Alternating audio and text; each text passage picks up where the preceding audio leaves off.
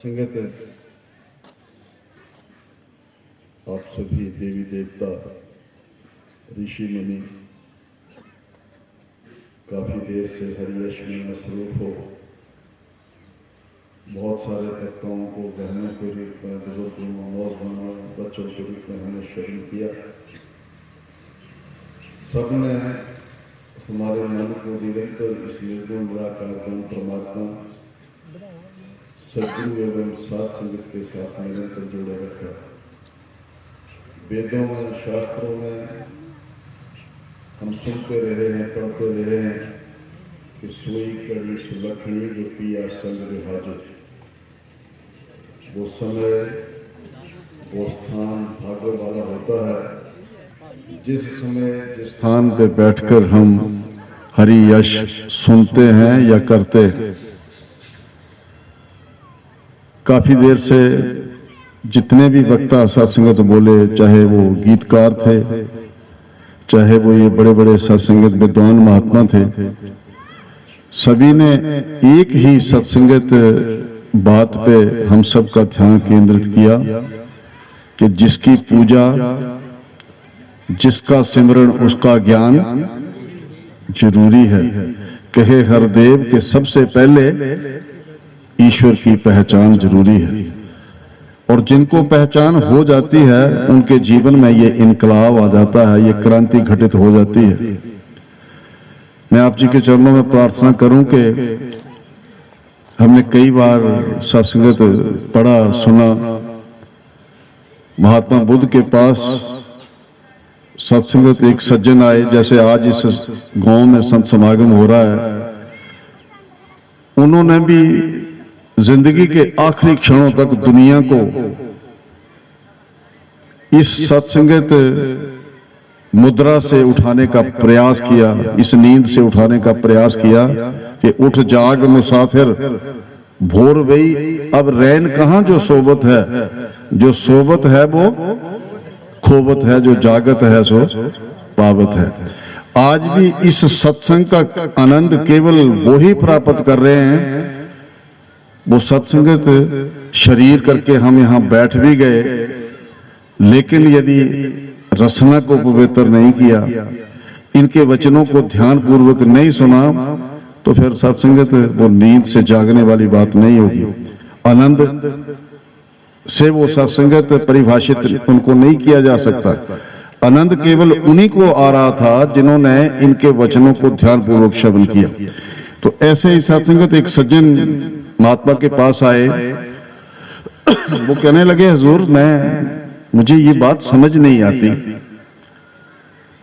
लोग आपके पास आते हैं और जो भी आपके सानिध्य में आके बैठ जाता है वो कहता है मैं सुखी हो गया, मैं सुखी हो गया, मेरे कष्ट क्लेश सारे भाग गए। आप क्या ऐसा इनके जीवन में क्या इनको दे देते हो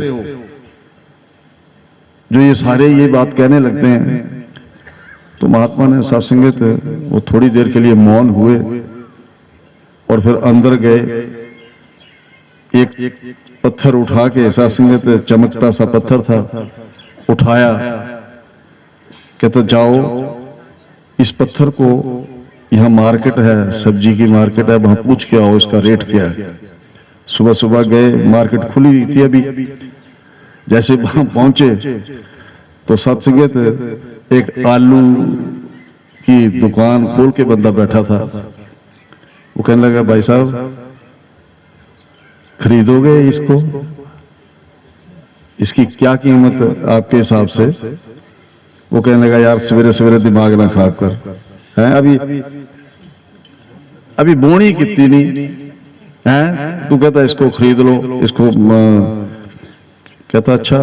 एक और बंदा बैठा हुआ था, वो कहता मुझे नहीं जरूरत इसकी, पर चल तू रख जाए इधर, बच्चे खेल लेंगे, अच्छा लग रहा है देखने में ये पत्थर। एक गोभी का फूल ले जा उठा के। अब सत्संग थोड़ा सा आगे और गया, फिर एक और सज्जन को पूछा, भाई साहब इसको खरीदोगे? इसकी कितनी कीमत दोगे? वो कहता 10 रुपए ले जा यार। पर गुरु ने कहा था केवल कीमत पूछ के आना, बेचना नहीं है। और वापस आया, कहते कितनी कीमत पड़ी? कहते जी 10 रुपए कीमत पड़ी इसकी। तो अच्छा, कहना एक और मार्केट है वहां पर, वहां चांदी की मार्केट है, उनसे पूछ के आओ क्या रेट है इसका। तो जैसे चांदी की मार्केट में वो कहते गया सज्जन, और जाते ही सत्संगत एक दुकानदार दुकान में बैठा हुआ, तो भाई साहब इसको खरीदना हो आपने तो कितने में खरीदोगे। दुकानदार ने सासू उसको सिर से लेकर पैरों तक देखा, क्योंकि फटे हाल बंदा, इसके पास ये कहां से आ गया ये। तो कहने लगा मैं 10,000 रुपये दे दूंगा आपको। एक बार मन किया कि बेच दूं, उसको सेल कर दूं, पर गुरु ने मना किया था, केवल कीमत पूछ के आना। कितनी कीमत पड़ी, वापस जाने पर पूछा, कहने लगे जी 10,000 रुपये पड़ी। कहते अच्छा, कहते जा फिर एक सोने की भी मार्केट है वहां भी पूछ के आ। जब वहां पर गया तो सत्संगत फिर वहां पर पूछा, महाराज इसको आपने खरीदना हो तो कितने में खरीदोगे। वो जो सामने खरीददार था उसकी आंखें फटी की फटी रह गई। वो कहने लगा मैं 10 लाख रुपया दे दूंगा इसको। वो कहते एक आलू वाला कह रहा था दिमाग ना खराब कर, दूसरा कह रहा था गोभी का फूल उठा के ले जा, है तीसरे ने 10 रुपए कीमत डाली, फिर 10,000 कीमत डाली, अब ये कहता 10 लाख रुपया कह रहा है। फिर मन किया कि अभी दे ही दूं इसको, पर सासू गुरु ने मना किया था, केवल कीमत पूछ के आने का है। अब वापस गया, कहने लगा कितनी कीमत पड़ी इसकी। कहने लगा जी 10 लाख रुपया। कहते अच्छा, फिर एक बार और कॉस्ट कर थोड़ा सा, एक और मार्केट है यहाँ सामने लगती है, वो हीरे जवाहरात की मार्केट है, वहां पूछ के आओ इसकी कीमत। और जौहरी बैठा हुआ वहां पर जाके पूछा, भाई साहब ये आपने खरीदना है। तो सत्संग जौहरी ने उसके कपड़ों की तरफ देखा, उस आदमी की तरफ देखा, कहता खरीद लेंगे। कहते कितनी कीमत, कहते 10 करोड़ रुपया। ठंडे पसीने आ गए सत्संग तो उस इंसान को। वो कहते कि 10 करोड़ रुपया, कोई 10 रुपये देने के लिए राजी नहीं हो रहा था। और ये सत्संग आ गया गुरु के चरणों में। कहते महाराज 10 करोड़ रुपया इसकी कीमत पड़ी। कहते दोस्त मैं कुछ नहीं करता हूं, किसी को कुछ नहीं देता हूं, इनको मैं ये नाम रूपी हीरा दे देता हूं, इनको ब्रह्म ज्ञान दे देता हूं, और ब्रह्म ज्ञान की रोशनी में जो इंसान जीवन जीना शुरू कर देता है, जो इसकी जितनी कीमत डालता है उतना ही उसको फायदा हो जाता है। रोटा वालों को शासन संदेश दे रहे थे महात्मा, हम सब के लिए संदेश है। इस निरंकार प्रभु रूपी हीरे को, इस ब्रह्म ज्ञान को, इस मुर्शिद की कृपा से ये दयाल हो गया।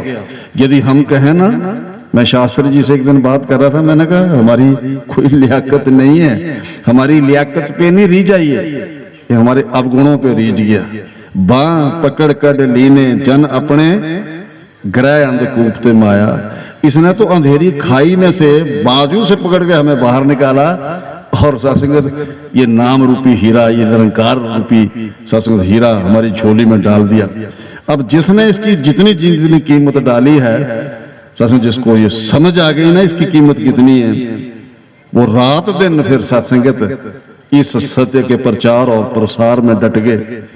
वो चाहे द्विवेदी साहब हों, चाहे वो हमारे मुखी महात्मा सुरेश ठाकुर हों, चाहे वो अशोक शास्त्री हों, चाहे सत्संगत और ये बड़े बड़े ऋषि मुनि आज यहां उपस्थित हैं, इनके जीवन में सत्संगत ये इनकलाब आया, ये खुशी आई, ये ब्रह्म ज्ञान की रोशनी इनको जब मिली, तो फिर सत्संग ओ मैं तो इस जीवन को यूं ही बेकार कर रहा था।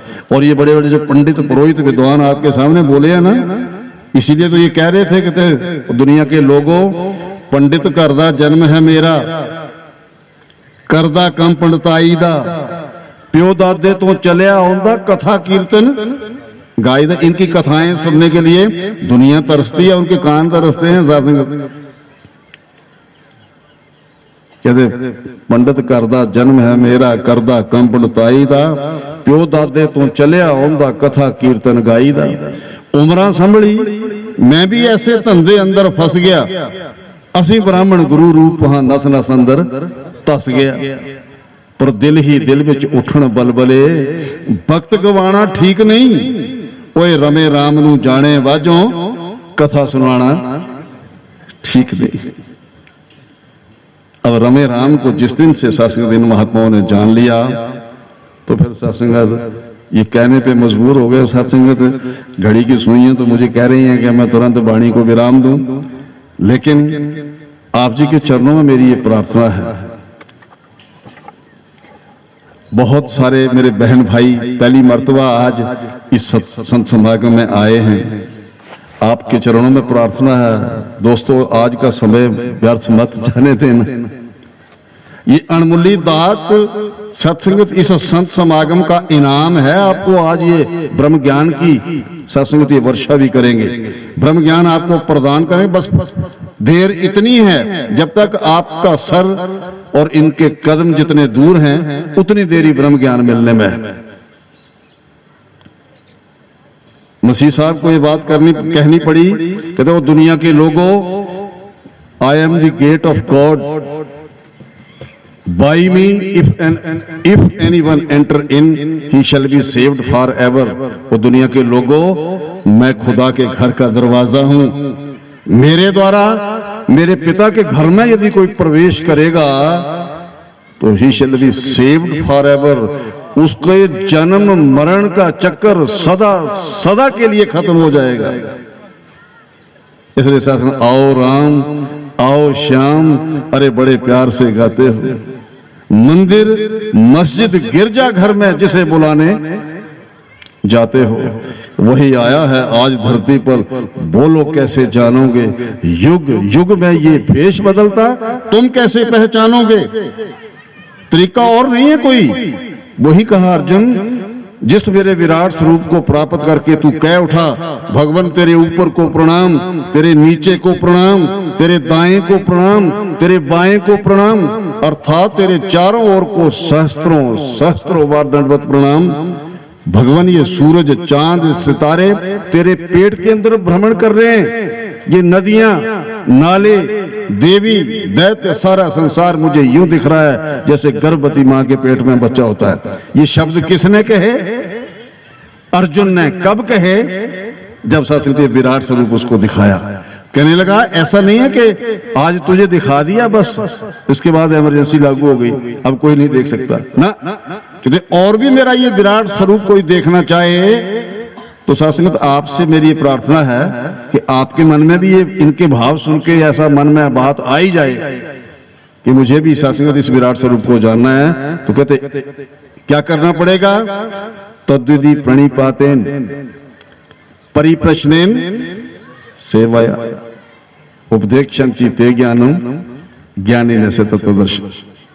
हे अर्जुन, विधि पूर्वक मेरे जानने वाले के पास दंडवत जाके प्रणाम करे, परिप्रश्नेन सेव्या, और प्यार से सारा अहंकार त्याग के प्रश्न करे।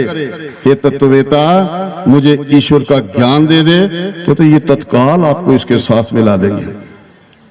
तो सत्संगत मैं आपके चरणों में यही प्रार्थना करूंगा कि हरि अनंत, हरि कथा अनंत। ऐसे लग रहा था कि सत्संगत ये प्रवाह इसी तरह चलता रहे। मैं भी आपको सत्संगत 1 घंटा और बिठा रखूं, आप उठेंगे नहीं, लेकिन क्योंकि हम सारे गृहस्थी लोग हैं, समय सीमा में बंधा हुआ ये कार्यक्रम है। सत्संगत आपको तो मैंने कह दिया कि सत्संगत नहीं बनाता हिंदू सिख, ये मुर्शिद इंसान बनाता है।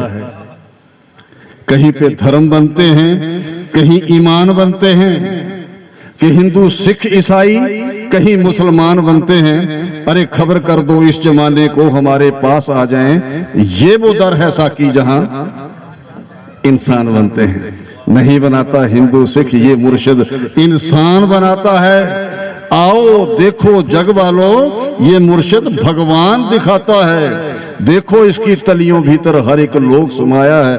पहचान करो, ये जग रखवाला आया है। इसी प्रार्थना के साथ सारे गांव वासियों को, सारी साध संगत को, इन साध संगत प्यारे प्यारे सेवा दल के बच्चों को, प्यारी बच्चियों को, जिन्होंने साध संगत रात दिन एक कर दिया, इस आज के समागम को सफल बनाने में। पिछले साल भी मुझे आने का मौका मिला था, एक बार इधर से गुजरे तो साथ मैंने देखा ये जगह तो देखी लगती है यहाँ, तो ये कहने लगे समागम हुआ महापुरुषों, ये बरोटा है। तो साथ ये धरती भागों वाली है जहां पर सत्संगत इतना बड़ा संत समागम, जिसमें इतने ऋषि मुनि ब्रह्म ऋषि महात्मा यहाँ पर उपस्थित हैं।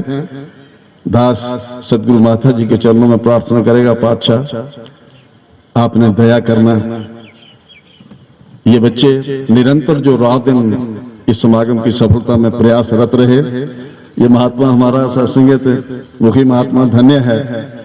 वो मैं एक क्षण के लिए मैं सत्संग और 1 मिनट ले लूंगा आपका। वो कहने लगे कि मसीह साहब बैठे हुए अपने अनुयायियों को सत्संग उन्होंने उपदेश दिया, धार्मिक सत्संग अनुष्ठान होने के बाद उन्होंने प्रवचन दिया, और प्रवचन जब खत्म हुए तो एक बुजुर्ग माता दौड़ के आई, पैरों में मत्था टेका। वो कहने लगा, महात्मा वो माँ बाप धन्य है जिसका तू बेटा है, महात्मा वो औरत धन्य है जिसका तू पति है, वो बच्चे धन्य है जिनका तू पिता है, महात्मा वो अड़ोसी पड़ोसी, वो रिश्तेदार, वो सखे संबंधी, वो धरती धन्य है जिस धरती पे तू रहता है। तो ठाकर साहब आप धन्य हैं, आप रात दिन इस सत्य के प्रचार और प्रसार में सदगुरु के आदेशों अनुसार डट के साथ अपनी जिम्मेवारी को निभा रहे हैं। सच्चे पातशाह सदगुरु माता सुदीक्षा जी महाराज, आपका सेवादार होने के नाते मुझे आपसे आशीष मांगने का तो हक है। मैं प्रार्थना करूंगा आप जी के चरणों में, ये जितने भी बरोटा वासी हैं, प्यार से बोलिए, बरोटा वासी हैं, यहाँ के सत्संगत ये सेवादार बच्चियां हैं, बच्चे हैं, यहाँ के सत्संगत संत हैं, और दूर दराज से कई ब्रांचों के चल के मुखी महात्मा पहुंचे हैं सत्संगत को लेकर। सबके लिए प्रार्थना है पातशाह, जिस जिस घर में जिस जिस चीज की कमी है, सारे दुनिया के सुख पा दे तू इन्हां सारियां दी झोली विच, और फिर भी विलाई रखी संतां दी डोली विच। सासू बोलने में बहुत सारी त्रुटियां मेरे से हुई होंगी, उनके लिए क्षमा प्रार्थी हूँ। एक बार पुनः शासक आपको